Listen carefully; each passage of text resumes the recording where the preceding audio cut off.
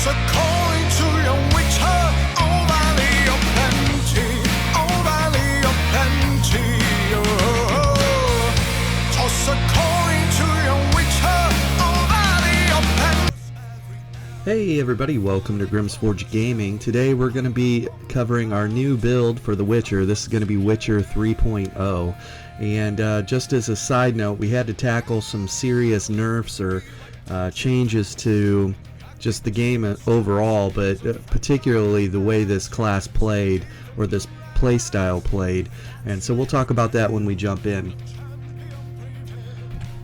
Alright, first setup that we're running with right now is going to be mechanical acuity. The reason we're running with mechanical acuity was with the new CP changes, our crit chance took a hit. And so we went from being at like 45% crit chance on the Witcher 2.0 build pre-Blackwood to now much less than that. You know, our crit chance is only 15%, and I think we switched to our bow, it goes up 21%. You know, so we took a 24% hit to our weapon critical on this, and so how do we fix that? Well, mechanical acuity answers that for us. And also, if you watch my teaser videos where I'm leveling characters and figuring out the ins and outs of a particular playstyle or just having fun, you know, thematically, I really like mechanical acuity. Mechanical acuity gives you a 5-second window that you can burst on people, right? And usually that's window, the 5-second window, is your time to kill window anyways. If you don't kill them within the first 5 seconds, you're reapplying buffs, you're reapplying CCs, whether it be a hard CC or a soft CC, and you're resetting and getting ready for the next burst window for yourself, right? Or you're maneuvering, line of sighting, whatever. And so I've just become very accustomed to playing with mechanical acuity since I level all my low-level characters and play BGs with those. And I was looking at it and I said, man, this is going to be a great fit and answer a lot of problems that we're running into with The Witcher right now as far as how it feels field testing it. But so mechanical acuity. Now we are running a 3 heavy 4 medium setup on this, and that feels really good right now. But we'll keep you posted on that. Now the set that we have paired this with, I guess first things first, we still are running Ring of the Wild Hunt, and you could run Swift on this, or you can run Infused. Right now I have Infused to get a little bit more weapon damage out of the build, which is going with some of the changes, and we'll talk about the changes after we go through the gear sets and how that's impacted the playstyle of the build. We hit harder, even though Snipe got nerfed and our total tooltips are less. We hit harder now, and we'll talk about that, why. Okay, so Ring of the Wild Hunt is a must for this build. We can't cloak, we can't sneak around for the most part. People can see us on the battlefield, and so we just have to be able to control the fight through crowd control effects and speed, right? And if you try and run this without, you're swimming upstream. Okay, so Ring of the Wild Hunt is almost a must for this build. Now, some people might argue, well, I put Gaze of Sithis on there. Well, Gaze of Sithis is going to give you more recovery. You don't do much blocking on this build anyways. You're doing mostly dodge rolls. It's going to give you more resistances, but 4,000 resistances ends up being like, I don't know what the math is, but it's like 3% damage mitigation, and damage is so ultra high right now in Blackwood that extra damage mitigation is not going to do you anything. 2 people Dawnbreak, you're dead anyways. Okay, so you have to have speed, and you have to be able to control fights through crowd control effects and maneuvering. You just have to. So everyone is dying for the most part during this patch. It's rough, at least on the NA server. Now over on the EU server, I've been spending a lot of time there, and it's a different meta. So if you're on the EU server and you're looking at this, this build will actually combat what you're running into over there, which is tank meta. So anyways, Ring of the Wild Hunt, very important. Now the second set that we've paired this with is going to be Heartland Conqueror. I'm going to find a lot of different ways to use this armor set on a lot of different builds because of the flexibility that it brings. for me. I wanted to try and find, we have a guaranteed 5-second crit window where everything we do is critically hitting. I wanted to make sure that not only is all that damage critically hitting the target, but we're getting a really good amount of pin on the target as well. Okay, and so we just put Heartland Conqueror, and you can see that this is sharpened, but look at the sharpened value, 6,552 additional penetration by running Heartland Conqueror. And look how the 2-piece, 3-piece, and 4-piece kind of mimic each other on both these sets. We've got weapon and spell damage, max mag and max stam, and then we've got max stam, max mag, and weapon and spell damage. They mirror each other in the stats, so I like where our stats are at on that. But so Heartland Conquered, we wanted to have pen on this build to run with the additional, all the crit bursts that we're running with. Okay, if you wanted to make this Nirnhone and get your weapon damage up higher, you could, and take a hit in the pin side. I don't recommend that, okay, especially if you're over on the EU server. Pin is key for you over there, and finding a good combination between pin, weapon damage, or spell damage, and then still being able to survive is important. Over here on the NA server, everyone's running just crazy high damage, and it's basically first to the punch. If you're first to the punch, you're usually going to win that fight because damage is so high and people are having a hard time recovering from it. Okay, and so we got sharpened on the bow bar, and then we have defending on the back bar. And here's something of note: I've got a gold bow sharpened, and the damage on it is 1335. I have a defending two-hander, and the damage on it is 1571 due to passives, right? And well, that's exacerbated by passives, right? So if we go to the there's the word of the day for you too, exacerbates. If we go to this right here, heavy weapons expert, you can see that swords increase your weapon and spell damage by 384. The bow does not have any type of passive like that gives you additional weapon damage for, you know, using a bow or whatever, pin or whatever. And we can gain weapon damage the more light attacks, but we're not trying to stay in fights long. We have to burst people down and be gone. And so that's something that's pretty interesting. Now, this works out well for us because we're running defending, and look at the value on that because it's Heartland Conqueror. That's 6,552 extra resistances when we're on our back bar. That's pretty darn good.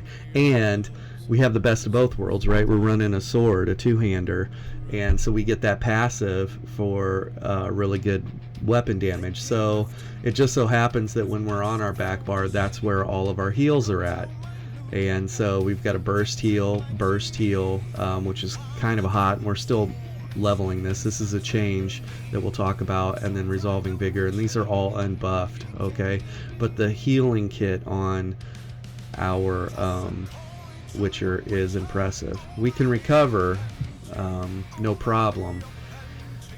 So okay, let's buff up here, and we're going to start looking at things. 51, almost 5200 weapon damage on our back bar, and that's pretty good. Anyways, we're going to go through buff up here.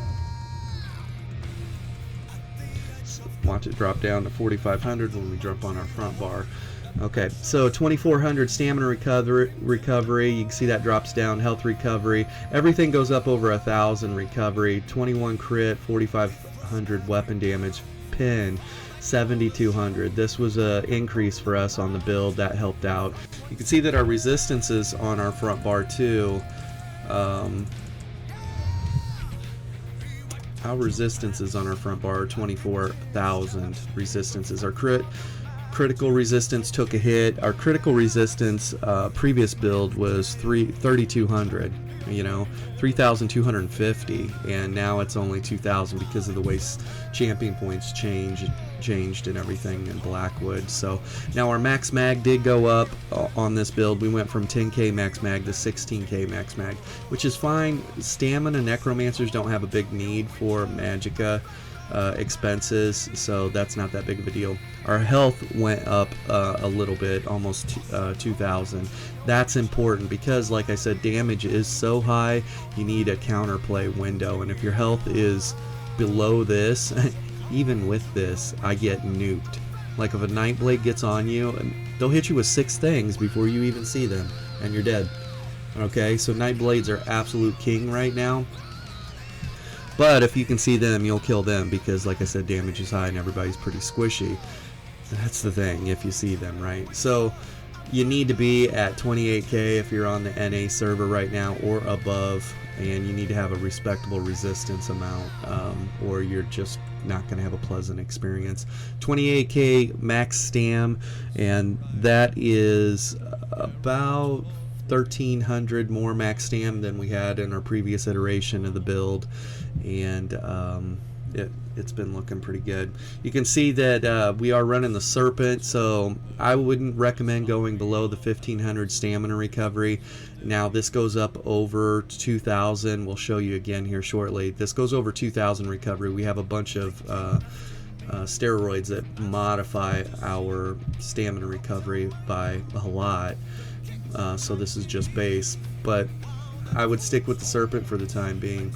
And you can see that we're running our tame takeaway broth, so we're using the expensive food, but it's going to give us max health, health recovery, max stam, and stamina recovery, and that's been working out great. I wouldn't run Bewitched Sugar Skulls on this. You're not hurting so bad for an extra 1,000 health and an extra 1,000 stamina, but losing the stamina recovery, right? And you don't need the extra 4,000 magic max mag. Okay, so Sugar Skull's probably not the play. All right. Okay, let's look at those stats one more time here real quick. Yeah, 2,400, 12, and 11. Okay, so the recoveries are great. You need those type of recoveries too when you're being active. Okay, let's talk about the tooltips here real quick. Here's where we took a hit. We switched to focus aim. I have an extra 3k pen on that. You add that 3k on top of the 7,500, and we're over 10k pen on a bow build, which is pretty good. But we took a hit. Focused aim and snipe was nerfed. We're running Magnum Shot, and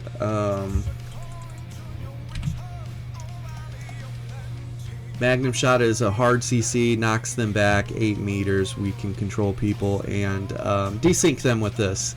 There you go. We're running Bombard, and if you're running a bow build, you need to be running Bombard right now, I think, to really control and keep people away from you. And so Bombard will hit pretty well, and then you see the bottom part, it says enemies afflicted are immobilized and have their movement speed reduced by 40% for 4 seconds. The thing about that is you can just spam that over and over again. Just keep hitting people with Bombard and it'll keep that movement speed reduction on them, okay? And as soon as they're off soft CC immunity, like they're able to be immobilized again, the Bombard will immobilize them. So, and like I said, the damage is pretty respectable when you're shooting into a large group of people. And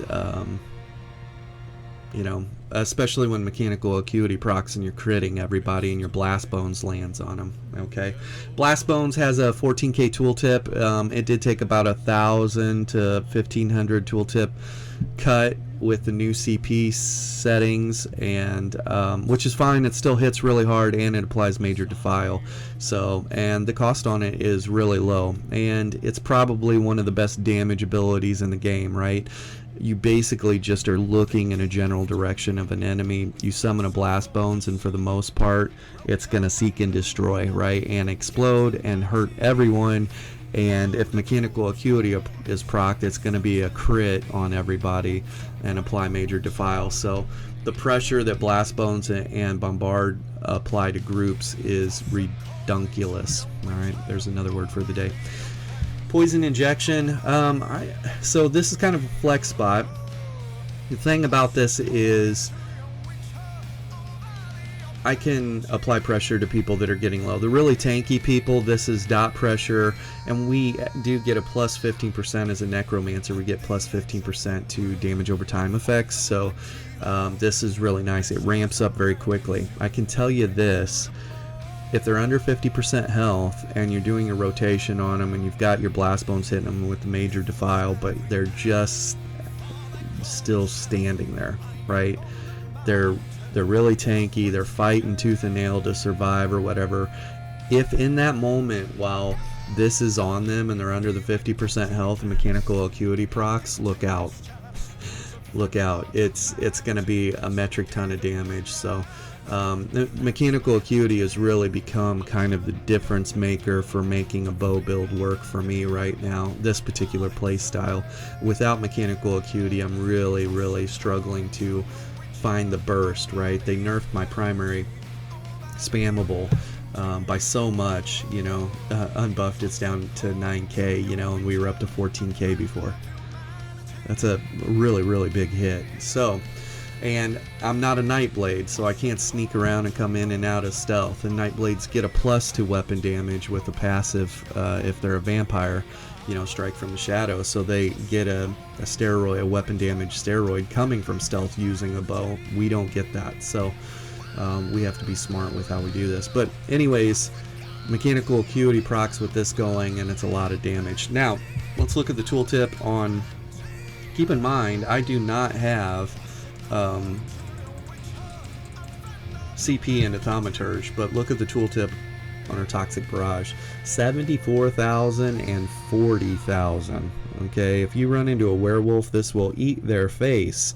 And if you want to see something really crazy, wait until mechanical acuity procs, or right off, say you haven't been fighting, you haven't seen anyone in a little bit, so you know mechanical acuity is good to go, and a werewolf jumps on you, you magnum shot him, you bombard him, you blast summon the blast bones, and then the magnum shot and the bombard will, the damage from those will trigger mechanical acuity, and then you just do your bolt ult. They're going to have to break free of the hard CC from Magnum Shot. They're going to have to break free of the immobilization from Bombard. Blast Bones is hitting them, which just so happens to be hitting them really hard and applying major defile. And then you get that huge tooltip, which is poison damage, and werewolves take additional poison damage. And so destroying werewolves on this build, and that's kind of the theme for Witcher, right? He's a monster hunter, and so that's working out really well. Toxic Barrage for single target situations for sure. Let's look at the back bar. We're going to look at the tooltips.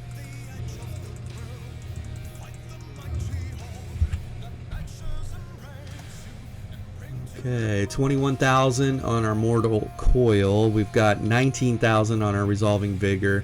We're still leveling this, but 6,300, so that's a 3k heal coming in every 2 seconds on our Intensive Mender and Beckoning Armor, and then we've got our Rally, and it gives us minor endurance, so that way we got an extra 15% stamina recovery while Rally is active, and then we've got that major brutality, sorry. And then this is kind of a flex spot. I've been running Ravenous Goliath because of the counterplay window. Nightblades are hitting so hard from stealth, and I spend a majority of my time in Imperial City, and during Mid-Year Mayhem I will probably run Pestilent Colossus for that. You know, the tooltip on that will be pretty nice. Let's buff up and look at the tooltip on our Pestilent Colossus.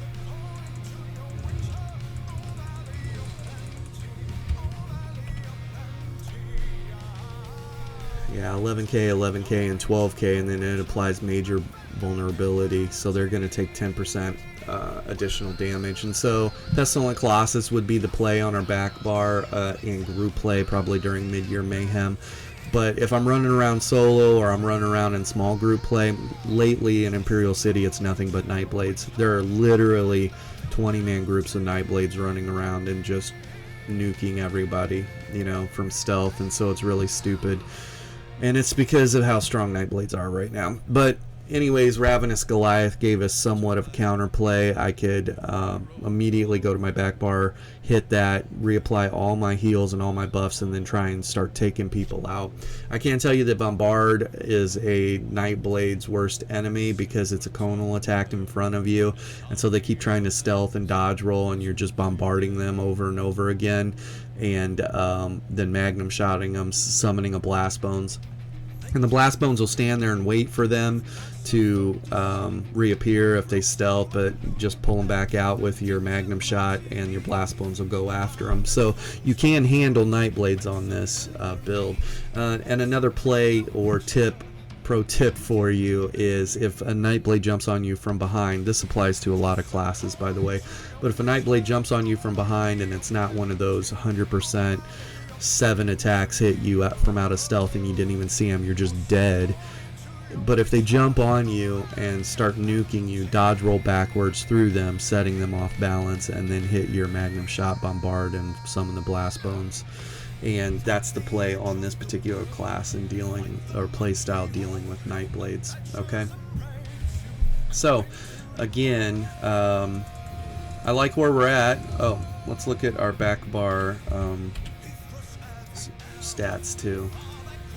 So you can see we're at 30,000 resistances, which is great. That's actually better than where we were. We don't need any pen on our back bar, and we have a lot of extra healing because our weapon damage is higher on our back bar, so that works out really well using that two-hand greatsword. So okay, let's jump into the CP and wrap it up. As a quick note too, we talked a little bit about the rotation on this. Another thing about focused aim or snipe, whichever version you're running, while this is winding up, you can see it has a 0.8 second cast time. Be holding heavy attack during that time frame, okay? And if you time the release of your medium or heavy attack, both of those will hit simultaneously. And again, if mechanical acuity hasn't procced and it's good to go, that focused aim plus heavy attack are both going to be crits, and then you immediately follow up with a Magnum Shot, Bombard, and your Blast Bones that you've already summoned will be crashing into them right there. Most of the times it's so much damage people can't handle it. I will link here real quickly just some footage I was running open world, and you can see how the burst lines up on a 60k NPC or whatever, and we will get battleground footage of this. I wasn't able to get tons of battleground footage just yet because we're putting builds together and stuff while the 5-piece bonuses were broken and block was broken and all that, so they do have all that fixed, but the damage lines up really scary on this build. Okay, CP. This is this part, I would say there's only 2 things on the green tree that I would do for sure, and one of them is going to be Steed's Blessing, increase your out of combat movement speed by 20%, and then the other one's going to be Rationer, especially for this build because we're using the expensive food, right? So we need that. And I think when I use Artaeum, it ends up going up to 3 hours. It stretches my foods out to 3 hours, so that's great. Now the way I have the Witcher set up right now, some other important things: reduce the cost of sneak. I'm not a vampire on the Witcher, and if you were a vampire, then you wouldn't need this passive reduce movement speed penalty of sneak by 25%, right? Because there is no sneak penalty if you're a vampire. So there's some points for you if you're a vampire. I'm not going to make Witcher a vampire, obviously. And then out of sight, reduce the radius you can be detected while sneaking. So these kind of work hand in hand. Right, so I do move slower when I'm in stealth. The reality is I'm just not in stealth very much at all, and if I want to go in stealth, I'll use a invis pot to relocate if I'm taking an immense amount of pressure or I have to dodge an entire Zerg that's trying to run us down. Okay, everything else is flex, alright, all this other stuff, but the real things for the Witcher are these 2 right here. Alright, this is where it gets interesting, okay? First things first, I always go to Untamed Aggression because there's an extra 150 weapon and spell damage right there. So drop 50 points into that. Then I'll come up here and I'll drop the minimum 10 points in that to open up these. I'll come up here and get Wrathful Strikes. That's an extra 165 weapon and spell damage right there, okay? And for me right now, I'm running Deadly Aim, which gives me an extra 10% damage to my single target abilities. You wouldn't know because they nerfed Snipe and aimed focus so hard, but there's an extra 10% damage right there, and it's needed. And then they sneaky like squeezed in Master at Arms for an extra 10% direct damage done. So we're pairing both these together for an extra 20% damage boost to our direct damage and single target. And that's what I'm talking about. Like, if that's the case, that tells you how hard they nerfed Snipe, right? When I've got an extra 20% damage here, and the tooltip is about 4k less than what it was. So that's silly, but anyways, that's what we're running. And then we're going to come down here, we're going to get an extra 700 offensive penetration, and here's something I found. Obviously we're a stamina class, so if you go to the right, increase your chance to apply a martial status effect by 60%. That is important because martial status effects will be like your disease, your poison, and stuff like that. And I don't know if that helps with Defile, but you apply Defile, it looks like 100% with Blast Bones anyways, so there that is. But here's something that's interesting. There's an extra 100 weapon and spell damage to martial attacks right here. Okay, and then when you come over here, here's an extra 100 weapon and spell damage to magical attacks. And so you can see affects magic, flame, frost, shock, and shock damage. Okay, so the glyph on my bow, I think right now I was testing a different glyph, but I normally run shock to apply minor vulnerability, and so I would get an extra 100 weapon damage or spell damage on that shock glyph. So that's pretty interesting. Okay, so the most important things are going to be Untamed Aggression, Wrathful Strikes, and then for me, I'm running these. Now, if you wanted to have a crazy high tooltip on your poison injection and your bow ult, then Thaumaturge would be the way to go. But we're not trying to run a proc set, poison them, and wait for them to die. We just burst them down. It's what mechanical acuity is built for, a 5-second burst window where they're not going to be there after that. So really lean into that as best you can. Okay, now I do have 20 points for extra mags, or mag and stam, and then we have a full 20 points for some extra crit. You wouldn't know because of the nerf to crit. But anyways, if you come into here, you can see that I've got quick recovery for an extra 2% healing taken. We've got 2% damage reduction, 10% damage reduction against non-player attacks, and 2% here for martial attacks. This is important if you're spending any amount of time in Imperial City. Reduces your damage taken from non-player attacks by 10%, and basically you have major protection while you're running around CP Imperial City and you're fighting banners and Molag Bal and the district bosses and stuff like that. And so a lot of players will die to those mechanics. Like the enemy players are aggravating them, but it's the bosses and the NPCs that do them in, and so this helps a lot. And then you come over here and we've got an extra 2% healing done. Now, extra percent healing, 2% healing done, and then you saw that this was an extra 2% of healing taken, and then that stacks on all the additional healing bonuses that Necromancer has as a whole. So it's pretty interesting. These three right here are pretty quick to come by. You can get these. Rejuvenation, it's an extra 150 health, magic, and stamina recovery, which is great. And then I have extra armor here. It's not much. It doesn't equate to a lot of additional damage mitigation, but it's something. Now, if you didn't want to go here, you could come down here and go Juggernaut. While under the effect of a crowd control immunity, you take 2% less damage, so it ends up being 10% damage reduction while you're on CC immunity. That might be the play for you. This has been working out okay for me. I might look at that. And then the other one is your max health. Right now you need to drive your max health up as high as you can, because of the damage that's in the game. Otherwise, there is no counterplay window for you. And then the other one is going to be Bloody Renewal. And every time a enemy dies, I get 1500 stamina back, so that's nice.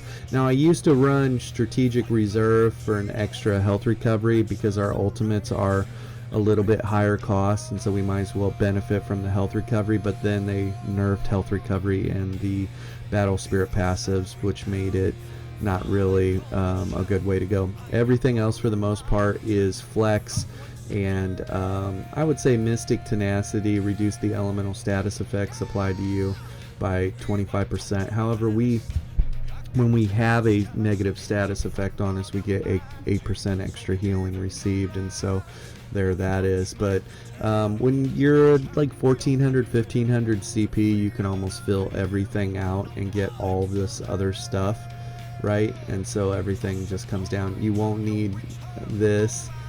You could potentially run with this. Everything else becomes kind of flex, right? So maybe you want to run with this. Maybe you want to run with Slippery, but right now this is how we have our red tree set up. Alright, thanks. Let's see, so that's CP. We're going to double check that we covered everything. We looked at the build. Oh, one last thing too, by the way, we're running Helm of the Trainee for that extra health. You could run a heavy Kraz monster helm here as a one piece, but I wouldn't recommend it. You need the higher health to hopefully be there after Nightblades are jumping on you, and so that extra health, every little bit of extra health is paying dividends right now. So, and we're going to look at everything real quick. Prismatic enchants on everything. If I had my choice on this, it wouldn't be in training. Armor of the Trainee comes in training, and not going to spend transmute crystals to fix that, but we're running in pen on everything else with the prismatic enchants. And you can see our heavy pieces are going to be our helm, chest, and legs, and then our shoulders, our gloves, our belt, and our boots are going to be in medium. Okay, and then you can see that we're running infused on everything here with weapon damage. And we were running this enchant on here. Down in Imperial City, this thing nukes mobs. Also, vampires and werewolves, this hits really hard. And because we are a monster hunter, I've been playing that. But generally, I usually run shock on here to apply minor vulnerability to targets. And then we're running weapon damage enchant on this back bar, which I think with the medium armor that we have, this will take us to like 5k weapon damage on a bow, which is fine. But we very rarely, if I can hit somebody with this, we're out of position, or we're way too close to each other, right? So, but it's there. So anyways, that's all the pieces here. That is the build, and it's mechanical acuity, Heartland Conqueror with Ring of the Wild Hunt and Trainee. It's extremely bursty, very dangerous, and a fun playstyle. Everybody be safe out there. Bye. Toss a coin.